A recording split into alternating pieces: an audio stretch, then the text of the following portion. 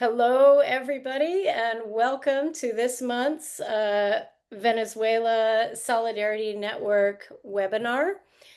An online picket. The Venezuela Solidarity Network is a new North America-based network of organizations and individuals working to defend Venezuela's sovereignty and self-determination against U.S. government-led sanctions and attack. I invite you all to go to venezuelasolidaritynetwork.org to learn more. We've got a really exciting panel today called Standing Up to the, from Venezuela to Puerto Rico, Standing Up to the War Machine. My name is Adrienne Pine. I'm a member of the Venezuela Solidarity Network. I'm a medical anthropologist who works primarily on imperialism and fascism, and of course, this is something that brings me to places like Venezuela and Puerto Rico because they suffer under fascist imperialism so greatly. And yet they stand up and resist it also in giving us such an incredible example for that. I'm also the co-coordinator of the International Coalition to Stop Genocide in Palestine and coordinator of the Friends of the Hague Group. I'm really honored today to be here with two incredible guests, Carlos Luis Rivero and Déborah B. Santana. The overview, it's just to give an overview of the program, the way that it'll be structured today. We'll have each of our panelists speak, give an analysis of the situation for about 10 minutes. Then I will ask them some follow-up questions, and then following that, we will open up the Q&A to all of you. So I believe there's a Q&A chat here, so you can answer, you can write your questions in there as they're going along, and I will take the questions from there. I will moderate the questions during that segment. So without further ado, we'll start off with Carlos Luis. Carlos Luis Rivero has been a revolutionary activist since his teenage years. Just a few years ago, Rivero was a student movement leader in high school and university and was expelled from the country's main university and politically persecuted. Rivero is a sociologist with a master's degree in developmental planning. He has previously served as president of the National Institute for Educational Cooperation in Venezuela, the national coordinator of the Vuelvan Caras mission, deputy minister of the Venezuelan Ministry of Popular Economy, superintendent of cooperatives, and is currently the executive director of the Simon Bolivar Institute.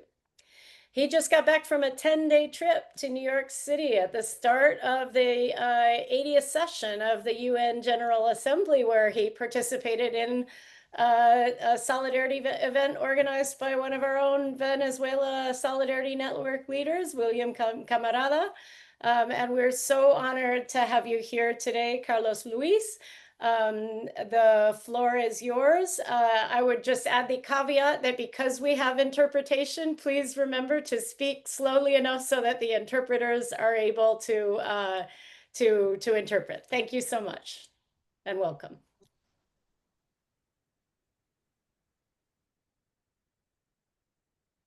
Carlos? Oh, you need to unmute. You're muted. Estás mudo. Ahí estás bien. Ahora sí. Okay, first of all, good evening. I believe that it's the evening right now in Venezuela. It's 7 p.m., 9 minutes past 7 p.m. I would like to say hello to all of you who are connected here tonight, who have joined the meeting, and I would like to thank the invitation. I would like to thank Adrienne for the invitation. And for about 2 or 3 months, we've been in permanent contact. And I would also like to thank our comrade from Canada, Allison. I've been in contact with her as well, and now with Déborah as well. So I would like to start off by saying, specifically in terms of the conjuncture,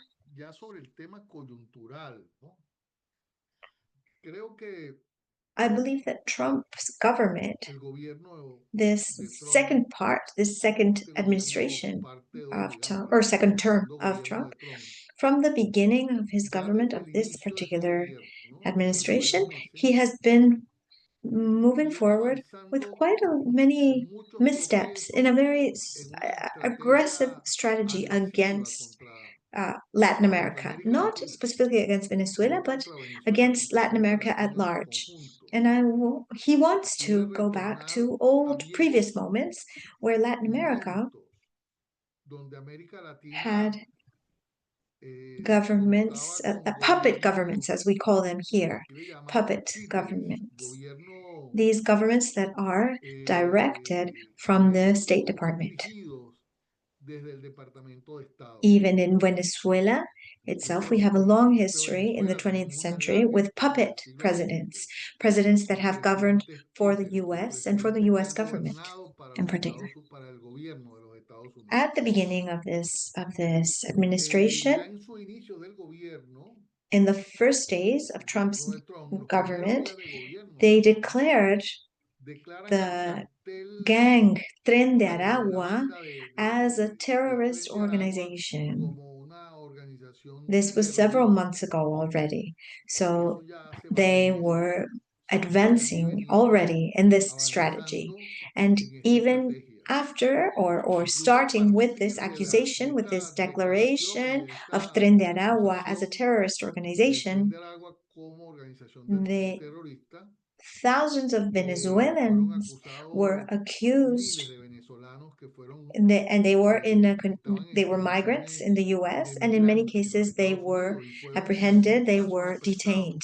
The famous ones are the 262 Venezuelans who were detained in one of the maximum security prisons in El Salvador. But Trump was preparing the terrain for linking the political issues with a struggle or a fight against terrorism and narco-terrorism particularly.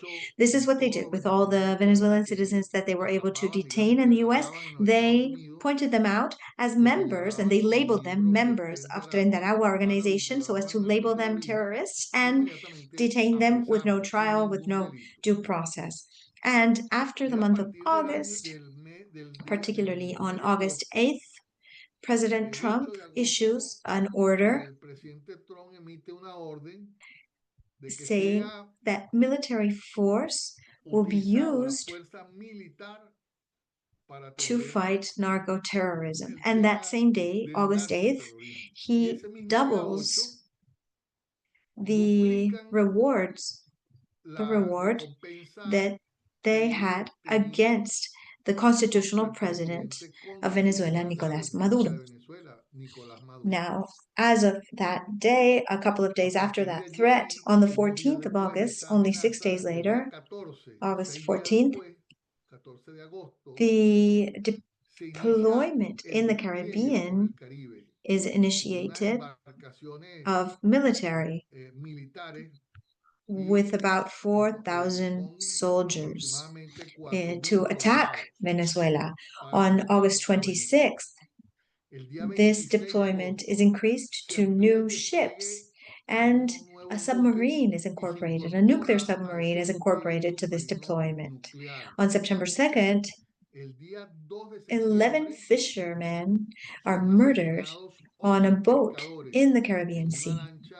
On the 4th of September, the Secretary of State, Marco Rubio, highlights that there is a jury in New York that accuses President Nicolás Maduro of being a member of the Soles cartel. This is a gang that, according to his explanation, is a narco-terrorist gang. And They also state, that they don't care about the decision of the United Nations because they want to intervene, they want to military intervene in Latin American territory. On September 5th, they add to this deployment 5 aircrafts. All of this is surrounding a Latin American country that since 1998 is in the hands of American elites, which is Puerto Rico. Puerto Rico was converted into the military base for all this military deployment against Latin America. It's important to mention that this deployment isn't just against Venezuela. This deployment, this large deployment, is to intimidate the sister nations in Latin America and the Caribbean. They're trying to turn the Caribbean into a zone that is controlled by the Army of the United States. And it's important to point this out because we've been under siege for 26 years from the Department of State and the Pentagon in the United States. In 2002, 23 years ago, they made a coup in Venezuela, and the hands that directed this coup are in Washington, in the territory of the United States. So from 2002 with President Chavez, we've been receiving attacks against our country. What is it that they want to achieve now? They want to intimidate the governments of the region. That's the first thing they want to do. And we've seen how some leaders, presidents of governments of the Caribbean, have been intimidated. They've reached their objective of intimidating in this possible attack. We've been suffering this for 8 weeks. And what they've managed up till now is to assassinate 11 fishermen, then 3 other ones, so that's 14 people, and a third boat. We haven't really determined how many people were assassinated there. We say that they were assassinated because there was no mediation that could have affirmed that those small boats, small fishing boats, had within them any drugs. There's no proof because through the mechanisms that they use to detect them, these long distance equipment, they cannot really detect the presence of drugs in the boats. Nonetheless, without any mediation or doing anything different, for example, stop the boats and have those boats be looked at. If those drugs were there, maybe the members could have been detained, but that didn't happen. However, that has been done in the Pacific, and they have been able to detect whether or not these boats have drugs. In this case, in the Caribbean, they bombed without considering any option. They turned this into a violent action, into an action that violates the right to life of that group of fishermen that were there in the Caribbean at that point in time. This aggression has come with other actions that have had less propaganda, less publications. On the 7th of December, the government of Venezuela was able to stop a boat that they wanted to claim as a red flag. They wanted to have that boat have drugs. The government was able to stop that boat and confirm through the members of that boat that they were being used as a hook to say to the public opinion internationally that boat actually was going to be stopped, and they wanted to confirm that there was drugs there and that the drugs were coming from Venezuela. So we must say that Venezuela, and it's not only Venezuelans that say so, it's the report from the UN that says so.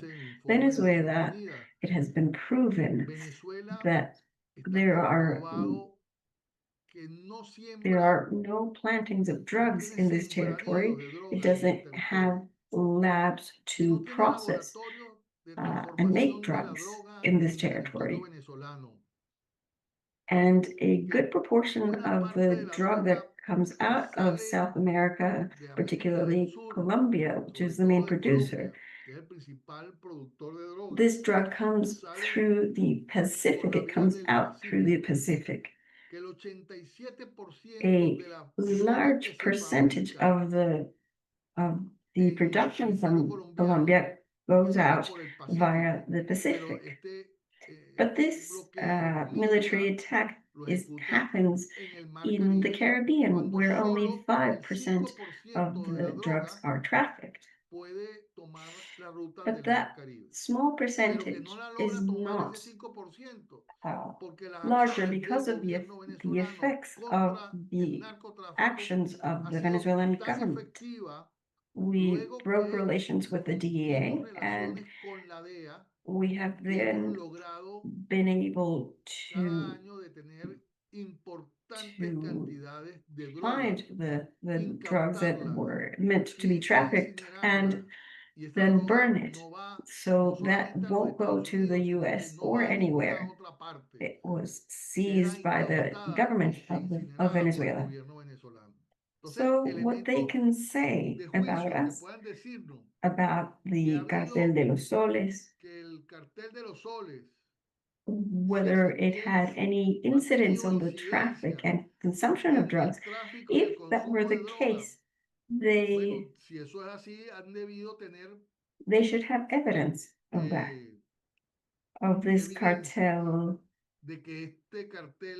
existing in the first place, and after that, that it has trafficked drugs in the Caribbean or anywhere in the world.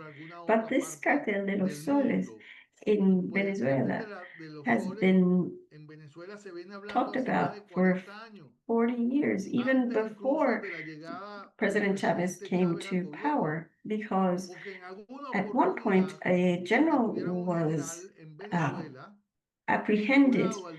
This is in 1994, and from then, that story about the Cartel de los Soles began. And it's called Cartel de los Soles because in Venezuela, the military insignia are suns. Depending on the rank, you have more or less suns. So that's why they call it the Suns Cartel, Cartel de los Soles. So supposedly the Cartel de los Soles is a cartel that transports drugs, and according to that fable, that story, they accuse a civil president like Nicolas Maduro They accuse him of being the chief of a cartel that is basically formed in this fable by military personnel. So they didn't even declare the Cartel de los Soles as a narco-terrorist group. It was the Tren de Aragua. However, the narrative has changed lately from the Tren de Aragua to Cartel de los Soles. It is the Tren de Aragua that has actually been linked to narco trafficking in the Caribbean and other places. And we should say that Tren de Aragua was a band, a group, a criminal group that began in the center of, that started in the center of Venezuela. It was very aggressive. It had lots of victims, and it was dismantled in our country. Therefore, all of the people that they take as potential enemies are linked to this organization that is a normal criminal band, not a terrorist group. This organization no longer exists and only exists in the head of President Trump and his Secretary of State, Marco Rubio. But we should also point out the following, and they haven't reached their objective, and today they threat with this invasion that could, in fact, happen. No matter whether these threats have been happening for months, we shouldn't discard the fact that they will actually come to fruition. They haven't done it because they haven't been able to.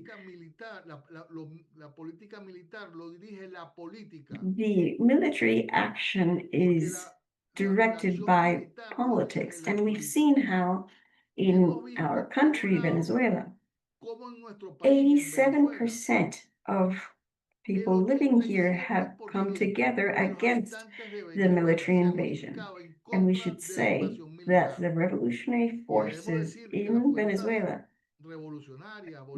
are not represented by 87% of the population. We are a majority electorally, but we are not that big of a majority in population. But we've come together. No matter whether you agree with the Bolivarian government or not, we do not want an invasion, and we will come out to defend the country. Facing this important fact as this threat that President Trump and Marco Rubio have been stating, immediately the Venezuelan people have come to enroll in the militias, which is the fifth part of our military forces. We have 4 regular components, and we have a military doctrine that was proposed by President Chavez for the defense of the country, stating that the defense of the country had to be everyone's business, not only the military personnel. And it was then that the Venezuelan people understood what he was proposing, and that he even included it in the Venezuelan laws. In 2 weeks here, there was a great number of civilians that enrolled, even some that don't have the physical conditions to fight. They're nonetheless willing to incorporate themselves into the defense of the country. And I should link this to all of these. This about the imperialist doctrine. This is an imperialism that goes beyond the US territory. Imperialism attempts, for example, in this war in Gaza, in Palestine, the threats that they have stated about, for example, taking over the Gulf of Mexico and Greenland, or like the Panama Canal. They are attempting to recover their leadership, a leadership that has been weakened around the world. They are trying to take back their hegemony, their military and political leadership in the world. And that's why they want to apply in Gaza what they could then apply in Latin America, genocide. That's why today Gaza is Venezuela. Today Gaza is Cuba. Today Gaza is the Caribbean. That's why Gaza is all of us. We need to become a single movement. It's not like we should we should stand in solidarity with them. They are us, we are them. And also the people of the US. You were asking, because I was coming today, yesterday I came back from the activities in New York in the framework of the UN Convention. You were asking about what we saw. Well, there we saw a people living in such terrible conditions, similar or worse than those seen in Latin America. The people were terrorized by the militarization of societies and cities. Not all of them. We were just in New York, but we could verify there how they had they were testing the effects of the alarms and the vehicles on the people. These actions were against the North American people. I believe that just as Gaza is Venezuela, Gaza is the Caribbean. I believe that now we should construct a closer relationship with the people of the United States. I feel that if that the people in the US also needs the solidarity of the world at this moment. And I believe that we need to build a space for mutual solidarity. We went to New York, and in a church in Riverside,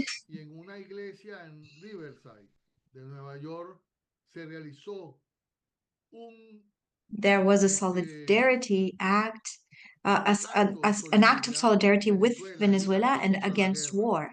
So yeah, now in each one of our countries, we have to construct an articulation with the people of the United States, and we need to organize common actions because we have our sister organizations in the US. They are there. They are scared. They are terrified because of the threat of this government. And we feel this threat. The peoples in the world feel this. We are a single people. Gaza, Palestine, America, Africa, Europe. And this is what the government of the US knows and imperialism knows, that it will not be easy to recover their leadership. It will not be easy to recover their hegemony. And this is also linked to the strengthening of a more balanced world, of a world that can contest unipolarity. We need to have many references, many poles of reference, many different poles of relationship in the world. And this is what they are feeling today as a threat. And this is why it is urgent with the cost, with the economic and human costs that this has to deploy a flotilla and to deploy military ships and military boats just to end the life of 11 fishers. So this is why we ask for solidarity, and we want to build a large people's solidarity movement because the enemy of Palestine is imperialism, because the enemy of the African peoples is imperialism, because the enemy of the people of Venezuela is imperialism. And we have proven this in the last 26 years of Bolivarian government, because the enemy of all the peoples in the world is this. Because what has happened to our fishers can happen to the fishers of Barbados, of Martinique, of all the islands of the Caribbean, Curacao, Aruba. People are not fishing sometimes because they are afraid to suffer from the death penalty in the Caribbean, which is what the 11 fishers have suffered. And this is what the American imperialism is doing against our population. This is why this attack is not only against Venezuela today, this is an attack against the peoples of the world. Thank you very much.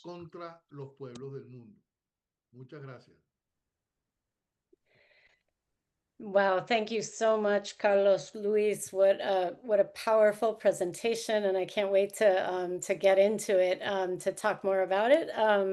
But first, we're gonna have Déborah speak. I'm so honored also to have Déborah B. Santana with us. She is a Boricua residing in her native Puerto Rico, a member of the International Communications Team of the Committee for Solidarity with Cuba in Puerto Rico, which actively participates in the Puerto Rico network of solidarity with Venezuela. She's also a participant in the Juan Rius Rivera Brigade, a Puerto Rican brigade in solidarity with Cuba. Santana is a retired professor of geography, ethnic and environmental studies, and author of Kicking Off the Bootstraps, Environment, Development, and Community Power in Puerto Rico. We're so glad to have you here today. Déborah, please take the floor. Gracias y saludos a todos. Thank you very much, and greetings to all of you. I'm going to speak in Spanish. Some people who know me, you know that I am bilingual. This is not the norm in Puerto Rico, but I've worked for many, many years in the US. But I'm going to do this. I'm going to speak in Spanish for a particular reason, because in order to understand why we're talking about Puerto Rico in this forum about Venezuela, it's important to understand the context of Puerto Rico. Puerto Rico is not part of the United States. Puerto Rico is a colony. It was militarily invaded by the US in 1898. It is still occupied militarily. And Puerto Rico is the clearest example, the most obvious example of colonialism, because don't be mistaken, there is no sovereignty. We don't have it. According to the US, we are a possession, just like my shoes are my possessions. And the US could even give us away to another country without even asking us. And both parties have mentioned this at some point. Apart from this, when we talk about the use of Puerto Rico as an enormous military base for the US against Venezuela, for example,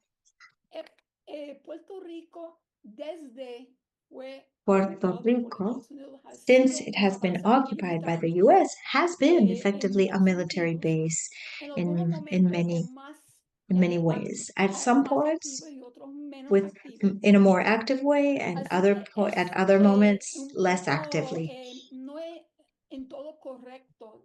So it is not completely correct to speak about a militarization of Puerto Rico, as some people say that are protesting here in Puerto Rico against the use of our territory, or a remilitarization. Puerto Rico has had many military bases, many activities, And saben maybe some algo of de la you lucha know de something los about puertorriqueños en the Puerto contra Rican de people's la struggle Marina de Guerra en against Vieques. the Eso va a ser Marine una in lucha larga Vieques. que In Vieques. inició, incluyó There's been como a 3 long struggle años there de desobediencia civil for y about miles 3 de gente years of civil encarcelados, y disobedience, and there have logramos been many people cerrar las imprisoned. prácticas. And we were able to Aunque la base close todavía the está ahí, military pero practices that were al taking menos no place están there. usando Although the Vieques military base is como still sus there, but at least prácticas they're not como using cuartel it in Vieques for y their sus bombing experimentos. practices and for their Pero no es el experiments. único. Hemos But tenido this is not the otras only bases. thing. We've had Otro other se llama Grovet bases Roads, que es in de Grovet Ceiba. Y Roads. yo pasé parte de mi niñez al I lado de spent eso, part of my porque childhood mi right tío next to that trabajaba because dentro my de la base. uncle worked inside the Y en base. Salinas, en el sur And de in Puerto Rico, Salinas, in the south en of Puerto Aguadilla, Rico, in una Aguadilla, base de la Fuerza Aérea bastante an Air grande. Force base, a Todos se quite supone que large estén one. All cerradas of y this, que they están are supposedly en closed, camino a ser and they convertido a are uso on the civil. way to La be verdad turned es into, que converted to eso es civil un poco de use. But the embuste. truth is that Y that's not uno de los completely true. ejemplos más One of the recientes es most que recent donde yo examples vivo is en that where un I pueblo que live, se llama and I Las live Piedras, estoy in en a el town sureste de called Puerto Las Rico, Piedras, on no the estoy muy lejos southeast de of Puerto Ceiba. Rico.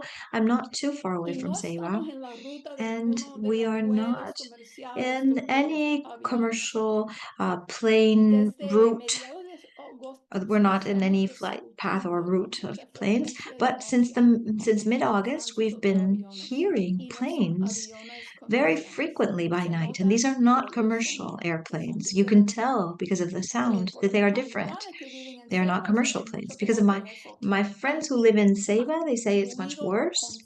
They constantemente. hear Y lo que constant tienen noise, allí en la and what you base have es un there in the military aeropuerto base que is an supuestamente airport es para uso that civil, supposedly is for pero civil tienen use, los but F-35 they ahora, have tienen los F-35s Ospreys. now. Los They have the Ospreys son Ospreys, sumamente which peligrosos. are Ni siquiera very, deben very usarlo dangerous. porque no And they pueden shouldn't even usarlo de use forma them segura. because you Tienen los cannot, they cannot use them in a safe F-15, way. They have the tienen F-15s, F-16s, varios otros they have despliegues several other aviones que van y vienen a diferentes airplanes that are frecuencias. deployed and they come and they go very Y frequently. también And hubo un día, una noche, there que alguna there was a gente en la night montaña also vieron lo where que some parecía people ser un in the cohete. mountains saw what they thought was like a Resulta que rocket, eran and it una actually prueba was a test de los cohetes que vienen, of Los Trident the cohetes que Trident, vienen del submarino.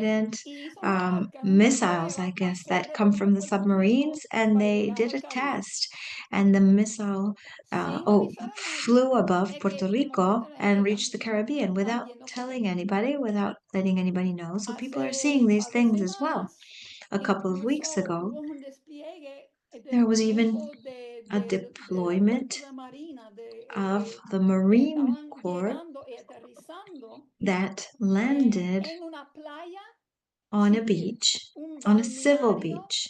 It was público a en public Arroyo, en beach el sur. in Ni siquiera Arroyo, en which is in Vieques the hicieron south. eso. Al Not menos even no in parecía Vieques que did they una do parte this. civil.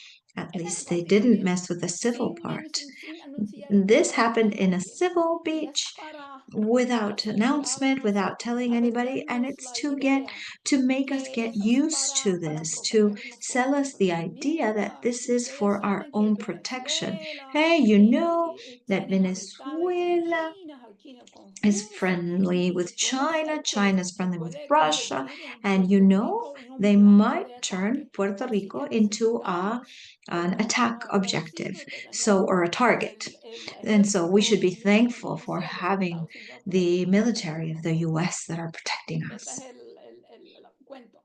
Y This is the aquí story that they want to sell, that they want to tell us. una And colonia capitalista this que is a está colony, a drenando capitalist colony that is being económicamente, drained obligando a nuestros economically, jóvenes a irnos, obligating, a irse forcing de our Puerto young Rico porque people no to pueden leave, encontrar to dónde migrate, to vivir leave y Puerto Rico cómo because they trabajar can't y find ganar where to live, el they dinero cannot aquí. find work Pero and no ways to podemos make a hablar de living los here. países But we cannot independientes talk about como independent Cuba, countries Venezuela, like Cuba, que estamos Venezuela, prometiendo Venezuela, que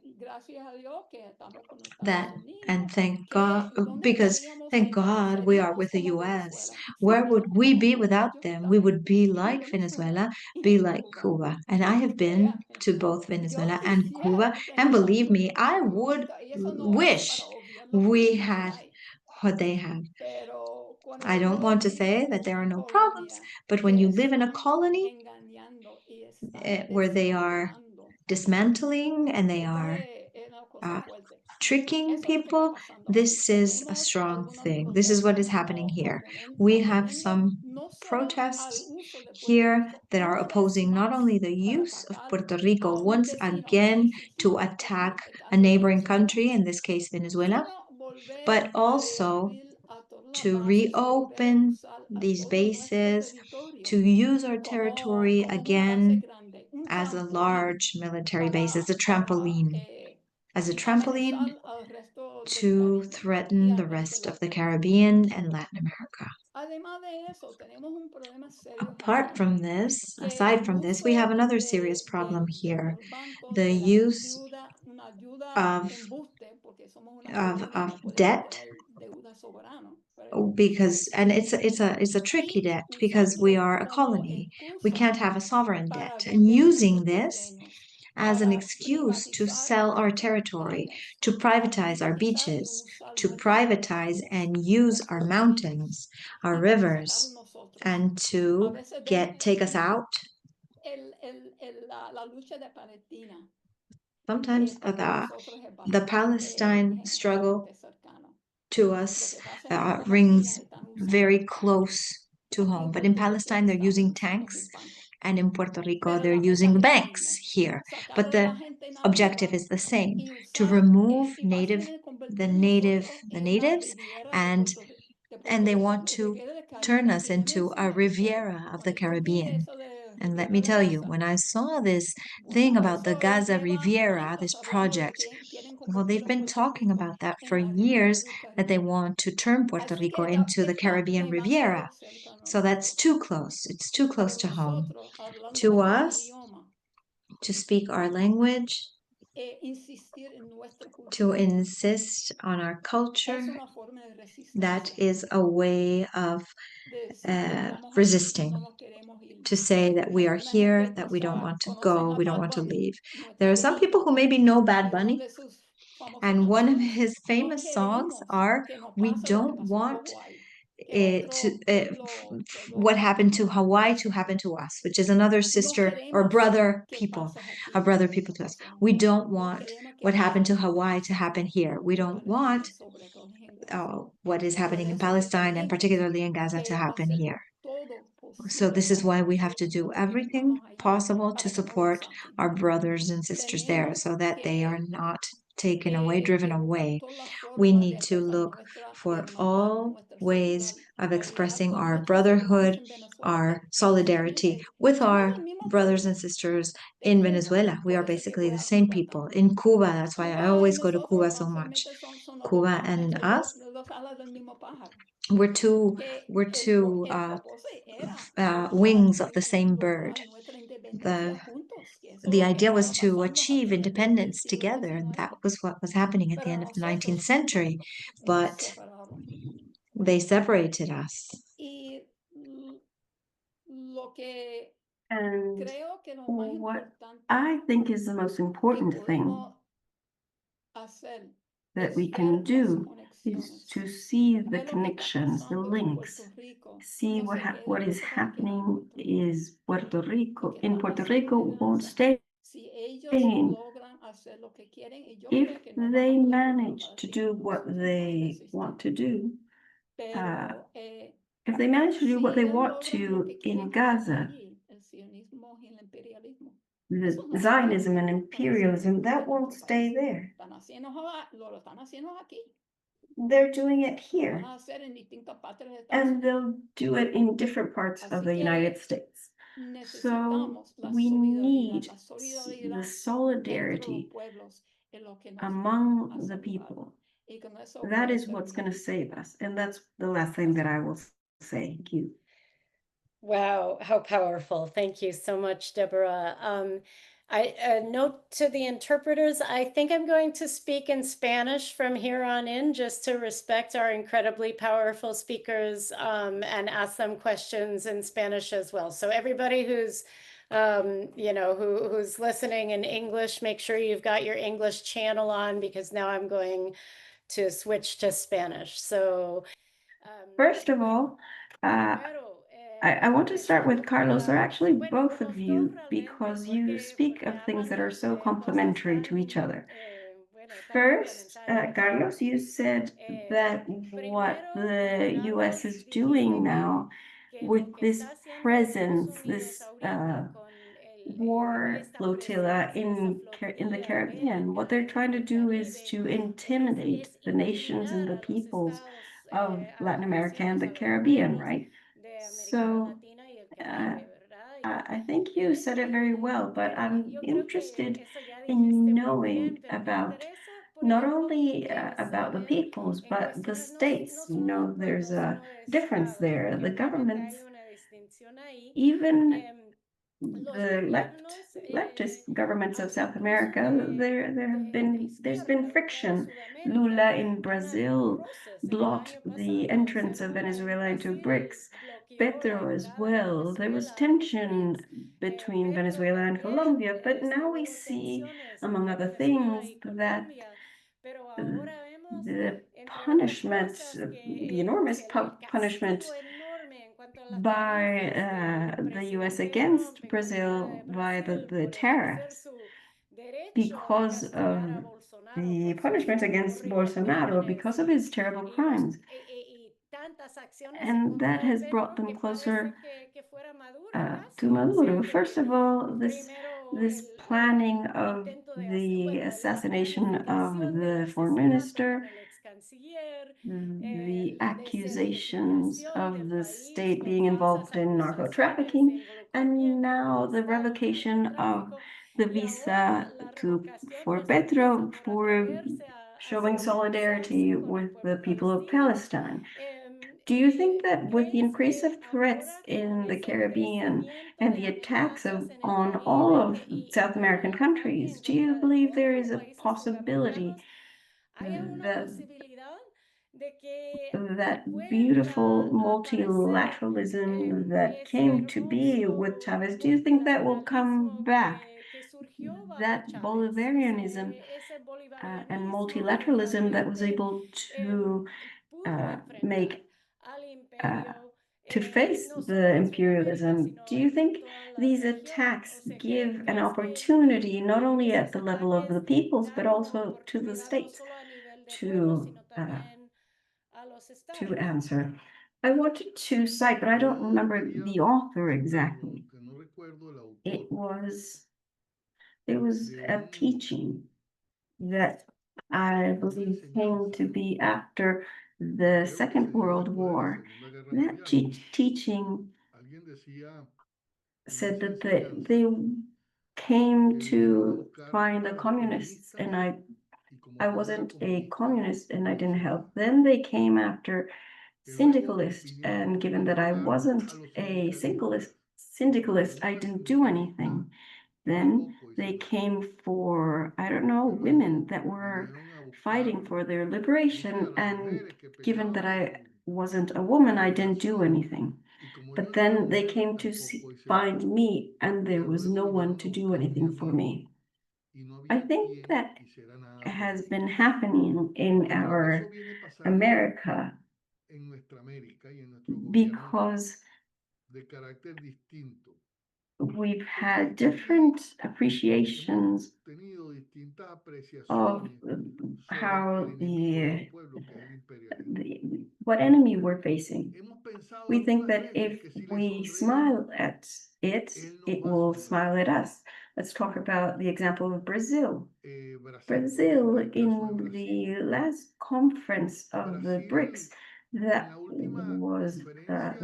was carried out in Brazil, I remember that President Lula almost proposes that the BRICS become larger and it incorporate the powerful nations of the world. And the response from Trump, Y la respuesta de Trump, not no long pasó after that, mucho tiempo Trump cuando el presidente Trump said that señaló if Bolsonaro que si was punished, castigaban a then Bolsonaro, he would see él the government of Lula as an enemy veía al government. gobierno de Lula como un So gobierno not enemigo. only the proposal by Lula O sea, que ni siquiera la to get propuesta close de to Lula the government of de the United States congraciarse con el was gobierno useful de los for Estados it Unidos, to see Lula as an sino ally. que este vea Even a Lula recently como un in the aliado. UN Incluso Assembly, recientemente President en la Trump said that Asamblea de he'd la seen ONU, Lula el presidente Trump señaló que había and visto said a Lula that y it le was tenía he was a good friend buena cara, and era he un buen could do amigo business with him, but he y que never con él se said podía hacer that negocios, he was a pero part nunca of dijo him. que era parte de él, It was sino que era merely the la other side with contraparte which you can do con la cual business. podemos hacer negocios. O sea, que no That happens lo ve with a como lot tal. of presidents of ours Eso pasa con who muchos think that presidentes nuestros finding an que intermediate buscando position, una they will posición find intermedia van a the lograr approval of the government of the recibir el United States. respaldo del gobierno de Estados Unidos. Lula Lula was vive then attacked with gracias a group of aumento tariffs. de aranceles The products of al Brazil, producto de who Brasil, is que además es the el largest principal industrial power of potencia South America, industrial de and Sudamérica. that the US Y could Estados see Unidos no es as precisamente una competing with competencia. it. Entonces, So Lula had no aquí alternative but to ahí no le say, queda otra alternativa al presidente Lula que aquí decimos here we say in Venezuela, o tú you should either corres run or o go te up a tree. encaramas. Te encaramas es que tú subes That's un árbol. the option Mejor that queda Lula is arriba del facing, presidente Lula either que run correr o or encaramarse. go up a tree. Porque en la vía Because en imperialism la is not the mitad future imperialista of no está the people el of futuro Brazil. del pueblo The, brasileño. that El futuro del future pueblo is brasileño in generating a está sovereign en la medida government, que pueda maybe generar un not a gobierno Bolivarian soberano. government. A lo Maybe mejor it's a no es el different gobierno government that bolivariano, we have a here lo in mejor un Venezuela gobierno or in distinto Cuba. al que nos hemos Maybe creado en it's not Venezuela a o en Cuba. socialist government A as lo mejor we no va a are ser un seeking gobierno to have here in socialista, que es lo que Venezuela, nosotros but construimos a aquí en government Venezuela, that can pero que autonomously sea un decide gobierno about que its pueda future. decidir And con what's autonomía su happening futuro. in Brazil, Y eso que some está people pasando en could Brasil, say ¿alguien podría about explicarme Argentina, hace tan solo 2 años con la where victoria tan you see aplastante Milei's que obtuvo el presidente Milei? wins? Bueno, pero But ya esos now 2 Milei doesn't represent a no threat. representan There's no peligro, ally. They're not ninguna close alianza, to ningún the amigo US. para los It's not a threat norteamericanos, to the world. y menos un peligro para It's los a pueblos threat. del mundo, y menos para el pueblo argentino. Now Y el pueblo the argentino Argentinians sabe know lo que ha significado what a Milei threat para el país. Milei is. Un país que He's a quiere, president that wants to un give presidente away the que quiere country to regalar su Zionists país a los and sionistas, elites of the que quiere United regalar States. su país So a las élites de los Estados Unidos. in recent elections, Ahí le the support retiraron for las him elecciones was taken recientes back, presidente and the que se road that eligió en Buenos Milei Aires. has Y el camino que le queda a Milei is es que los propios Estados Unidos is le han that the quitado US su apoyo, has le han retrieved quitado its el support apoyo as al well gobierno, le to han puesto give nuevas credits condiciones by the para otorgar IMF, un crédito from the IMF. And por this parte del Fondo means Monetario Internacional. that a road Y is esto opened significa que se abre un camino para las opciones for there's a road patrióticas opened for del patriotic pueblo options in argentino. Y Argentina. estamos And hablando even de in socialismo. Bolivia, O incluso where the en la left has Bolivia que acaba de lost. perder, en la Bolivia que acaba de perder las Now, elecciones as progresistas, ahí the nuevamente se first elige como primer force, fuerte political force, el is presidente Evo. que le impidieron If participar elections en su were to be proceso held electoral. this Pero si las Sunday, elecciones fuesen Evo este would domingo que viene, again con find seguridad an Evo electoral obtendría victory. So this will nuevamente la victoria take electoral. some time. O sea These que processes esto are not va a linear. tardar. Estos In procesos han sido Colombia, lineales. President Petro En Colombia, el presidente has Petro, ¿qué le ha little quedado al left presidente Petro? after taking Después positions de that weren't retomar posiciones frontal against no the enemies frontales of con los Colombian enemigos del pueblo people. What colombiano, is left for como him quería el is to presidente be Petro. radicalized and Ahora, understand that it's radicalizarse not through y entender intermediate que no es positions, that he will succeed. Playing against the people of Colombia plays against sovereignty.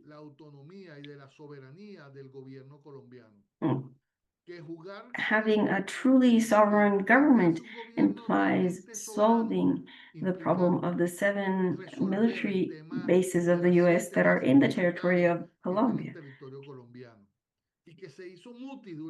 But we're going towards a process of radicalization of the peoples of Latin America, maybe not this year. Will it be definitive? Maybe not, but we're headed towards that. Sooner rather than later, we are going in the direction of the independence of the peoples of Latin America. Even in the invasion of Venezuela, can you imagine the day after the invasion?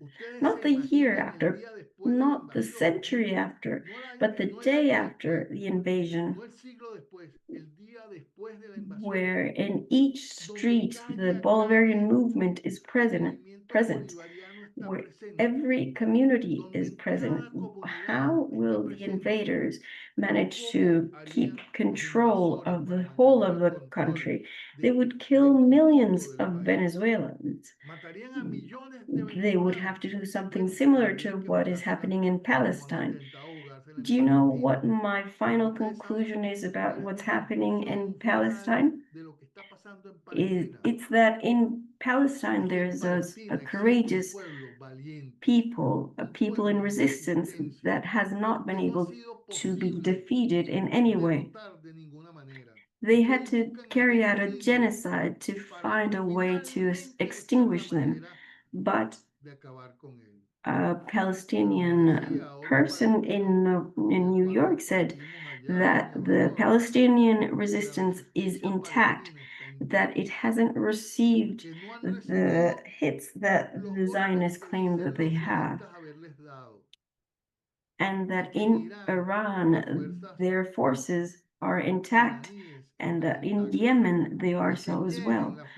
Therefore, our people have a road that won't be easy, but it will lead us definitively to the independence of our people. And there's a big distance between the Bolivarian proposal and what the Iranians propose, but nonetheless, we coincide.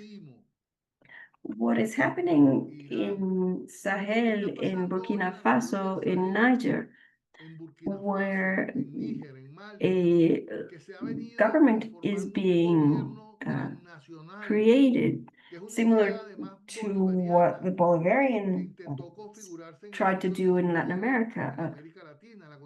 That is the idea that is being carried out in Africa. So here we say that when you step on a dry hide, you step on one side and it's lifted on the other. That's what's happening in the world. I believe that our future is good. We won't be able to measure our victory with our life cycle because our life cycle is very limited. The human cycle is much larger. But today we are in better conditions than what we saw 20 or 30 years ago when they said that the options different to capitalism had ended. The end of history had come. There was no new society to be had. Rather, capitalism was going to be present forever and ever. However, in less than 30 years, we've seen this change. We see how people are acting, and it's possible that we won't be able to see it in our lifetime. Okay, Carlos, thank you very much. You are giving us a lot to think about in our solidarity campaigns with all of this. Déborah, We're a bit short on time now. I'm sorry about this, but Déborah, I'd like to ask you a question because so many questions came up in your excellent presentation. One of the things that you mentioned had to do with the similarities between colonialism and violence in Puerto Rico and Palestine as well, and that what is happening there, if they are able to erase Palestinians from their ancestral territories, that is very similar to also, I'm thinking about the words of Petro when he mentioned that he wanted to introduce the Union Pro Paz resolution so as to send a protective force to Palestine. So the bombs that are falling in Gaza now will fall in Bogota, in Caracas, in Buenos Aires, etc.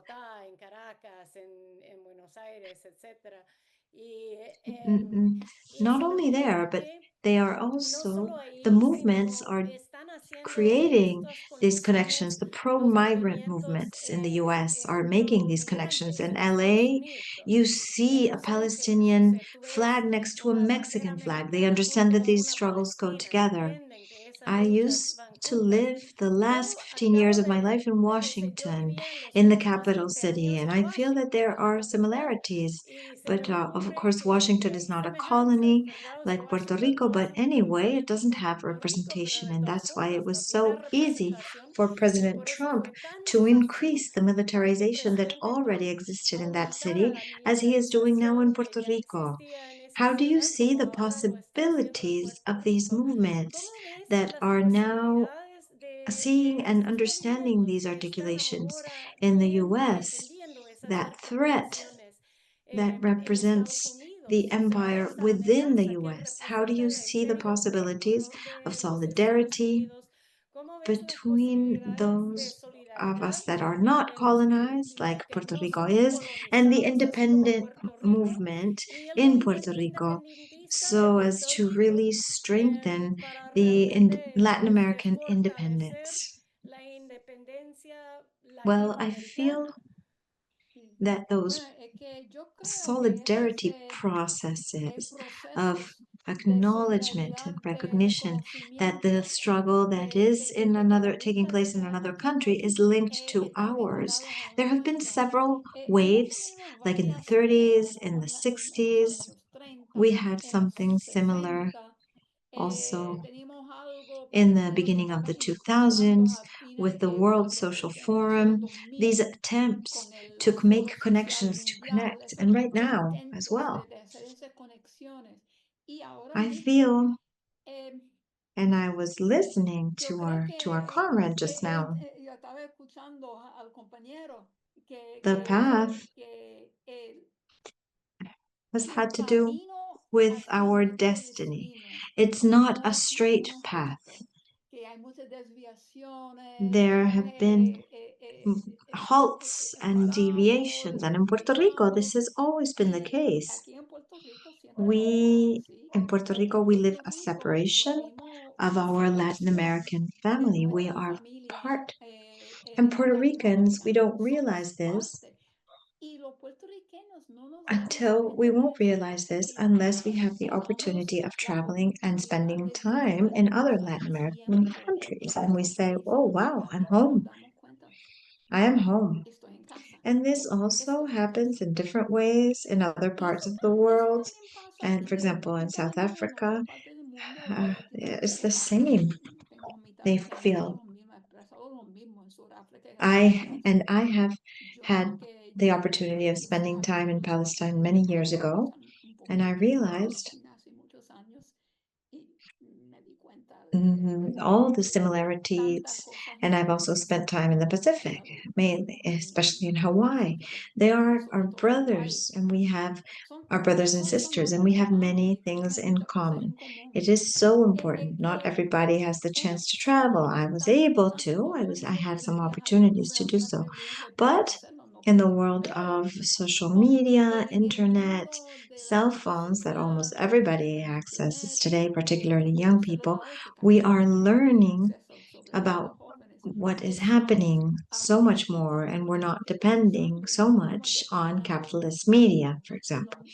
So, for example, how would we know what is happening in Gaza if it weren't for the Gazan people who sacrificed their privacy to show us the most incredible and horrible, unimaginable things that are unimaginable. But they continue to share that because it's so important for the world to know what is going on. And this has been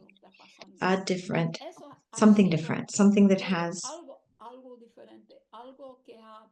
sparked enormous protests, demonstrations, attempts to stop, to do strikes, to stop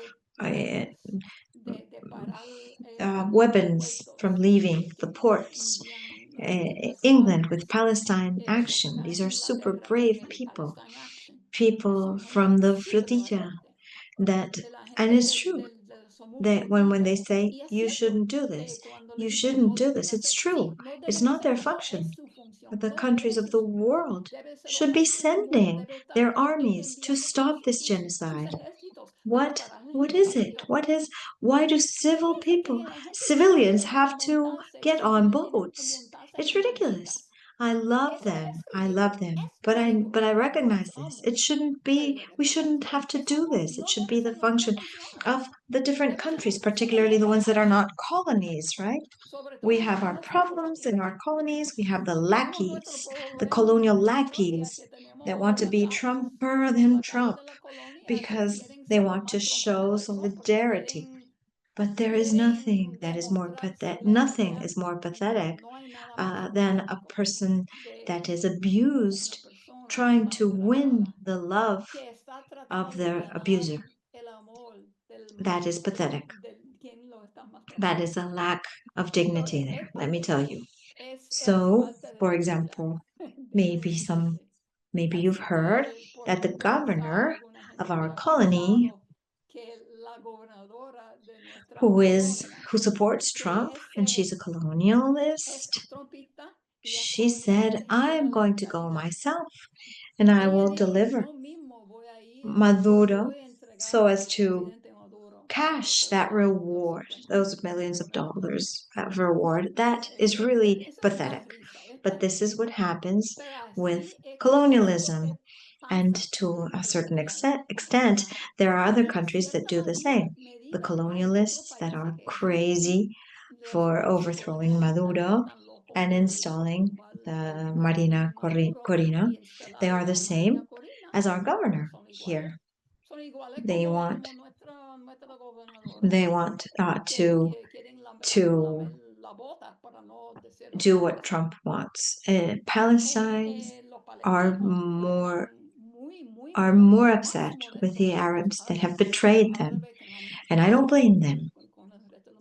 It's terrible, but we need to show solidarity, and we need to learn. People, mainly in the US, if you say that you are solidary with the anti-imperialist, anti-colonialist world, what have they done for the independence of Puerto Rico, to advocate for the independence of Puerto Rico? Very little. And we say we don't want a separate state. We want to have our self-determination. We want to be able to be our bosses in our home. It can be a socialist country, but there are a lot of people who are independentists, but they are not socialists. And that's something that we can discuss further ahead. But right now, we need to exit this prison, these chains that are colonialism. And I would like to hear everybody else, to hear you all speak up for us. Of course, Palestine is the center. It is the most important struggle, but it is connected to all of the others. Yeah, we need to make these connections and fight for the liberation of all peoples. Thank you very much. I'm going to do something a bit unexpected because we are almost running out of time and we haven't included the questions from the audience. So there are two excellent questions, very similar questions that I'm going to ask, and I'm going to ask you that in your closing remarks, you address something about these questions because they are truly very specific. And I'm going to translate them. They are in English. One comes from Yvonne Cato. She says, thank you to the excellent speakers today. Déborah, I would like to know if you could tell us about the actions that have taken or actions in which you have participated in Puerto Rico in solidarity with Venezuela. I'll leave it there because I think that you answered the other parts of the question. And then there's a part that says, would you say that the movement is growing? And Carlos, in relation to this as well, the question of another person here present is, what can we do as a solidarity with Venezuela movement to face Trump's aggressions against Venezuela? So with these questions in mind, I ask you to do your closing remarks, taking these questions into account. And thank you very much. Try to take not a lot of time to answer because we are almost out of time. Thank you. Carlos, if you want to go first. Carlos, si quieres ir primero. You're muted, Carlos. Again. How about now? Yes. Well, I think I'd say I'll give a general recommendation. Recomendación general. Tener la razón being on the right side in politics is important, but it's also important to have force. If we want to have an incidence effectively in reality, we need the people to be with us, our citizenry, our people. I think the task at this point in time has to be universal, not only for Venezuela or Palestine. What we are seeing now is the preamble of a reality that could become an everyday thing if we don't manage to create a force to oppose it. So I think there are several activities that can be carried out, but the most important thing is to have the people behind us, to have the citizenry with us. Now, we saw people in the US that were allies, people that had showed Venezuela solidarity, but then made a distance from Venezuela because they received a lot of information that changed their opinion about the country. They told them that the Maduro presidency was dictatorial, that he didn't win the elections of the last year. They said many things, that it was an autocratic government that put people in jail without any reason and without any right to defense. All of that we heard there. But we had the capacity to say, to tell them what had happened in Venezuela, to say that this is a country where a lot of elections have been carried out in these 26 years, and that in every election that the right doesn't win, they declare the process to be fraudulent. But when they do win, they don't open their mouths to say anything. So when they win, the process is legitimate, and when we win, it's fraudulent. They said that we had a dictatorial government. Well, I should say that the most important thing is for people to come here and see reality, because I could show you a speech, but I can't show you my community. But in my community, when I was in New York, there was an assembly of citizens. I live in a community that has 110 families, and in an assembly there, we were deciding what the most important problems of the community were and what project could solve the three most, the highest priority problems, those three. What were the projects? And so this dictatorship promotes direct democracy by the people. This year we have been through 2 electoral consults, and last year it was 3 national elections where close to 4,000 projects from the communities were approved. So I think once we explained these things to people in the United States, we were able to convince them that what they were being told wasn't the truth. We even told them that they were invited to come to our country, go and see with your own eyes, with your own senses, what is happening there. See that there is discontent, but compare it to that of your own country. Which is the strongest discontent? Compare the militarization that I saw in New York to what is happening in Venezuela. Compare the levels of unsafety, and you will realize that there's a higher quality of life in Venezuela. We truly are a threat, but the true threat is that we want to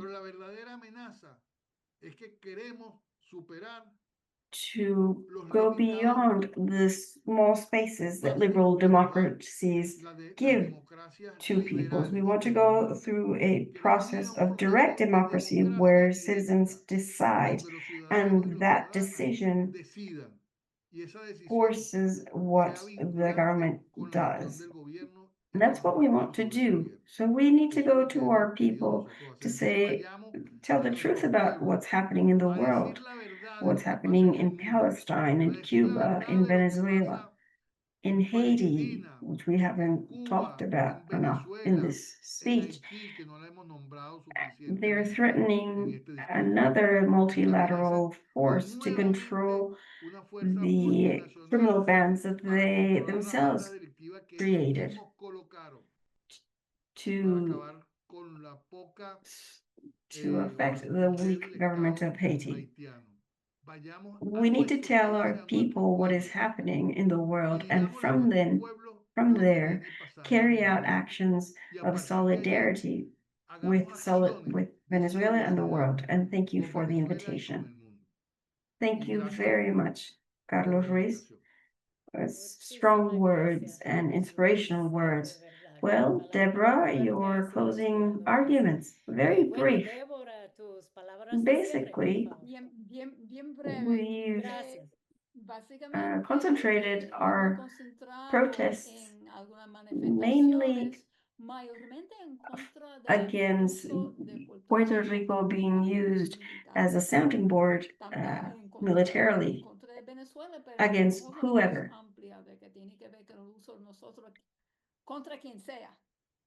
But I think one of our largest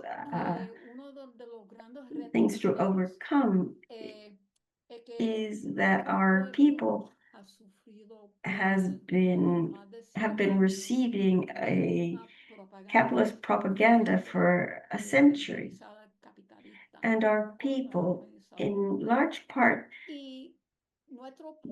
doesn't know its own history. Once you start to read and understand history, you realize many things. You realize that we need to overcome our separation. That is what we need to break with. And frankly, the terrible things that are happening in the US makes it easier for us to separate from it. We don't want that, right? You don't really want what's happening in the US to happen here. Well, that really helps us a bit. But that is what we need to overcome to be able to reach our people in order to break that fear. It's a fear like that of a bird inside a jail, and we need to open the door. Sometimes the bird doesn't come out. We are the bird. Solidarity could help us. Once we come out of the jail, nobody will bring us back in. That's what I should tell people. Thank you. Well, it inspires me. I thank you so much, both of you. It's marvelous. Well, in order to close our action for today, we're going to take a group photo. For those of you that are present at the moment, Allison will start to send you a petition to become a panelist in the webinar. If you want to be part of the group photo, please accept the invitation. Also, I have some announcements to make. You can join the Venezuela Solidarity Network going to, I think I'll add it here in the chat so that you can see it. VenezuelaSolidarityNetwork.org, and then click join. And also the next webinar for the VSN will be on the 28th of October. It's a Tuesday at 7 p.m. Eastern Time. And that's 4 in the afternoon Pacific Time. You can also see it in the events section of the website. I want to thank Giselle and Mercedes for their work in interpretation tonight. Really, interpreters are my heroes, and I thank you very much for the work that you do. It's necessary and basic for solidarity. And well, once everyone is present, we can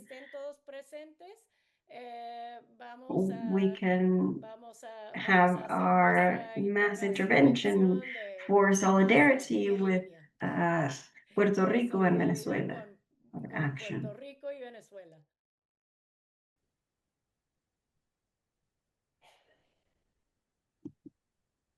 Thank you so much, Adrian. Thank you, Carlos, Déborah. It's really excellent to see you all today. It's true, today's action's about solidarity with Venezuela, but also Puerto Rico, and also the demand of US out of Latin America, US out of Puerto Rico, and hands off Venezuela. So if you want to unmute your mic, we could do some chanting together. I think a lot of folks are probably on the go and haven't been able to join our group photo, but it's good to see you all and to have marked this occasion to recommit ourselves to building solidarity with Venezuela and to continuing this struggle. We are on high alert for any US intervention, and we are committed to responding immediately and to building events together. So please join the Venezuela Solidarity Network.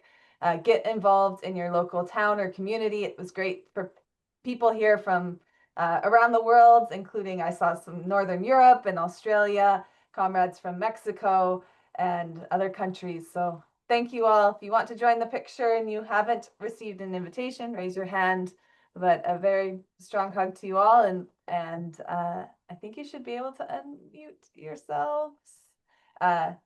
Say hands off Venezuela. Oh, I'm seeing some hands raised from people who may not We got more people raising their hands. Sorry, Yeah. one sec. Hands off.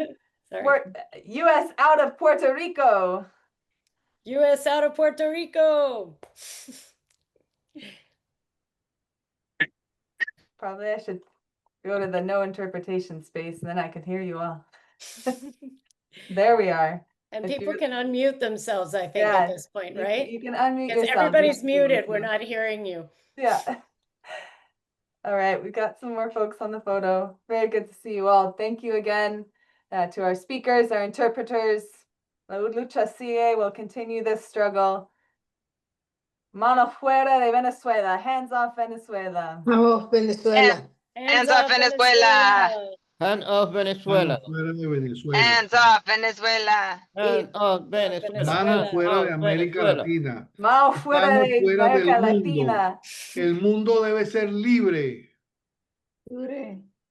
La Libre. lucha sigue, sigue. La lucha La sigue. lucha sigue, sigue. Buenas noches.